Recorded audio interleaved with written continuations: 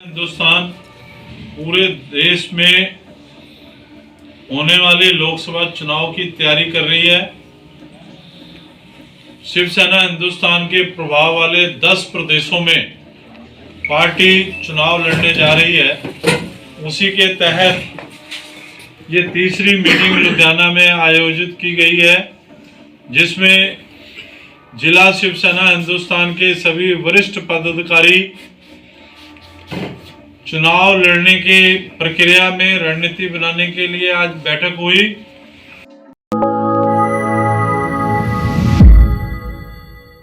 नमस्कार, सत श्री अकाल दोस्तों, देखते रहिए ताज़ा खबरें। आज शिवसेना हिंदुस्तान लुधियाना इकाई की एक महत्वपूर्ण बैठक हुई। आने वाले लोकसभा चुनाव को लेकर पार्टी के राष्ट्रीय अध्यक्ष श्री पवन गुप्ता जी के नेतृत्व में और पार्टी के राष्ट्रीय महासचिव प्रभारी पंजाब एवं राजस्थान कृष्ण शर्मा एवं कार्यकारी पंजाब अध्यक्ष संजीव देव की देखरेख में की गई, जिसमें बहुत ही महत्वपूर्ण फैसला लेते हुए जहां पार्टी प्रमुख श्री गुप्ता जी ने पंजाब की सभी 13 सीटों पर चुनाव लड़ने की घोषणा की, वहीं पर जब लुधियाना से पार्टी के वरिष्ठ नेताओं द्वारा टिकट के लिए अपनी अपनी दावेदारी ठोकी गई, जिसमें पहले से ही पार्टी टिकट पर लोकसभा चुनाव लड़ चुके देवेंद्र भगरिया ने अपना दावा पेश किया। वहीं पार्टी के कार्यकारी पंजाब अध्यक्ष संजीव देव, उपाध्यक्ष पंजाब मणि कुमार, पार्टी के मजदूर सेना के राष्ट्रीय अध्यक्ष नरेंद्र भारद्वाज, ट्रांसपोर्ट सेना के जिला अध्यक्ष पप्पी महाजन, देवेंद्र कुमार सहित पार्टी के राष्ट्रीय महामंत्री कृष्ण शर्मा ने भी अपनी मजबूत दावेदारी पेश की।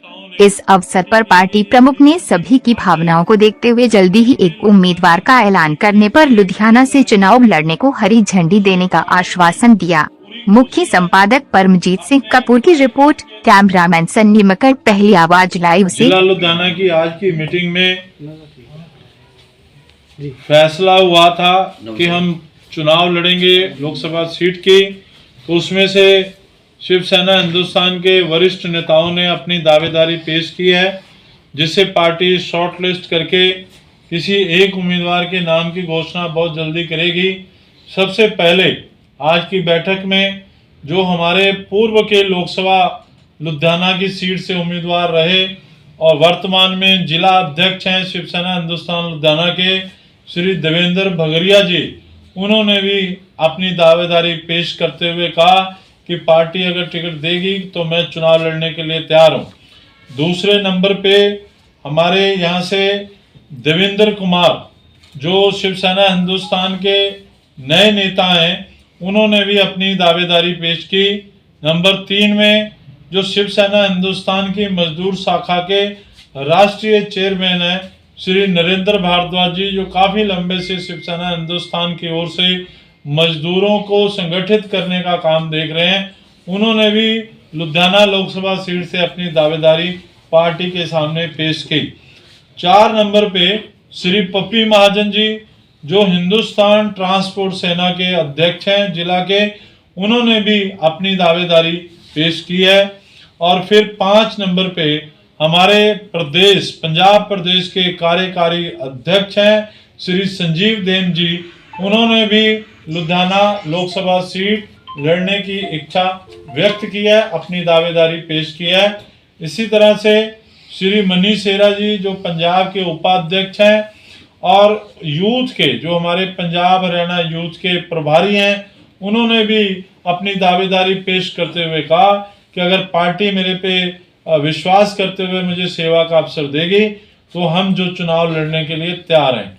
आखिर में हमारे राष्ट्रीय महामंत्री, जो मेरे साथ पूरे देश में भ्रमण करते रहते हैं और उनका अपना ये शहर है कृष्ण शर्मा जी का, उन्होंने भी कहा है पार्टी की बैठक में कि पार्टी अगर मुझे आशीर्वाद देगी, मुझे चुनाव लड़ाएगी, तो मैं भी लड़ने के लिए तैयार हूं। तो 7 पार्टी के वरिष्ठ नेताओं ने अपने अपने दमखम से शिवसेना हिंदुस्तान की टिकट मिलने की स्थिति पे चुनाव लड़ने की इच्छा व्यक्त की है। ये शिवसेना हिंदुस्तान शक्ति सेना जैसे छोटे संगठन के लिए बड़ी खुशी की बात है कि अन्य हिंदू संगठनों को एक उम्मीदवार नहीं मिलता। हमारे पास, हमारे काडर के पास, हमारी पार्टी के पास 7 उम्मीदवार हैं, जिन्हें भी पार्टी चुनाव में खड़ा करेगी। आज की बैठक में पार्टी के सभी नेताओं ने एक प्रस्ताव भी पारित किया मुंह जुबानी, जिसके लिए उन्होंने कहा कि हम 7 लोग पार्टी की ओर से लड़ने के लिए तैयार हैं, परंतु पार्टी जिसे भी टिकट देगी हम सब लोग मिलकर के, बाकी 6 लोग उनके साथ मिलकर के कंधे से कंधा मिला करके अपना चुनाव समझते हुए हम लड़ेंगे।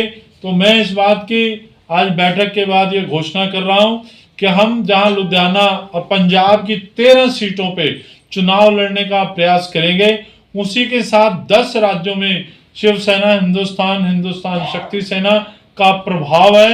हम उन राज्यों की ज्यादा से ज्यादा सीटों पे अपने उम्मीदवार खड़े करेंगे।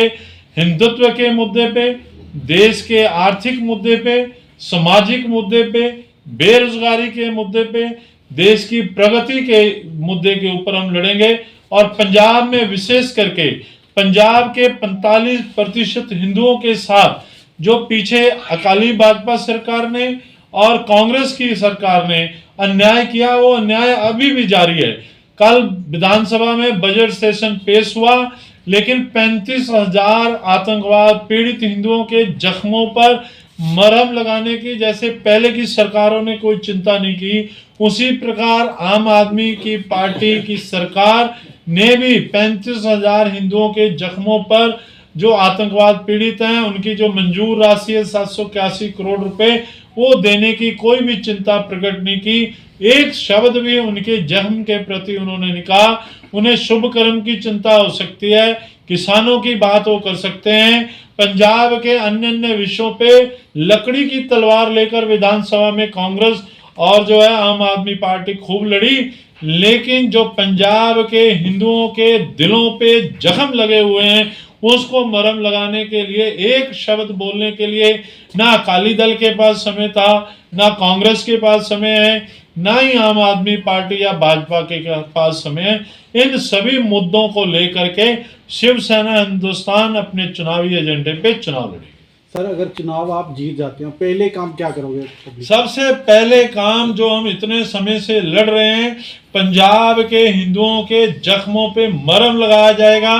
कांग्रेस की कैप्टन अमरिंदर सिंह की सरकार ने हमारे संघर्ष के बाद हिंदुओं को धोखा देने के लिए 781 करोड़ रुपए उन्होंने मंजूर किए।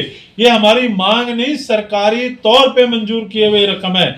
और हमें अफसोस के साथ कहना पड़ रहा है कि भाजपा ने अकाली दल के साथ 10 साल सत्ता का आनंद लिया, लेकिन उन्होंने पंजाब के आतंकवाद पीड़ित हिंदुओं के जख्मों की मरहम लगाने की कोशिश नहीं की। आज भी देश के गृह मंत्री अमित शाह की टेबल पे वो फाइल धूल फांक रही है। हजारों करोड़ों रुपए हमने कश्मीर में घाटी में मुसलमान जो रास्ते से भटक गए थे उनके ऊपर खर्चे, पाकिस्तान के रास्ते पे जो जा रहे थे उनके लिए राष्ट्रीय मुखधारा पे लाने के लिए खर्चे गए, पर पंजाब के आतंकवाद पीड़ित हिंदू जो देश के तिरंगे को हाथ में पकड़ करके देश की एकता अखंडता के लिए लड़ रहे थे, उनके जख्मों की प्रवाह जो वंदे मातरम का नारा दे रहे भारतीय जनता पार्टी, उन्होंने भी 10 साल चिंता नहीं की और अभी भी कभी विधानसभा में मुंह नहीं खोला। उसके खिलाफ शिवसेना हिंदुस्तान चुनाव लड़ेगी। हिंदुओं की सरकार भी हिंदुओं की अध्यक्ष, हाँ जी, हिंदुओं की सरकार ही हिंदुओं का मतलब खान कर रही है, ये कहना। हाँ बिल्कुल, पंजाब में इसीलिए आपने नोट भी किया होगा कि पूरे देश में मोदी जी की लहर रहती है।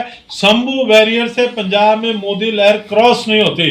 कारण ये होता है कि पंजाब के 45% हिंदुओं की बात अन्य पार्टियों ने नहीं की, लेकिन पंजाब में भारतीय जनता पार्टी ने भी ये बात नहीं की।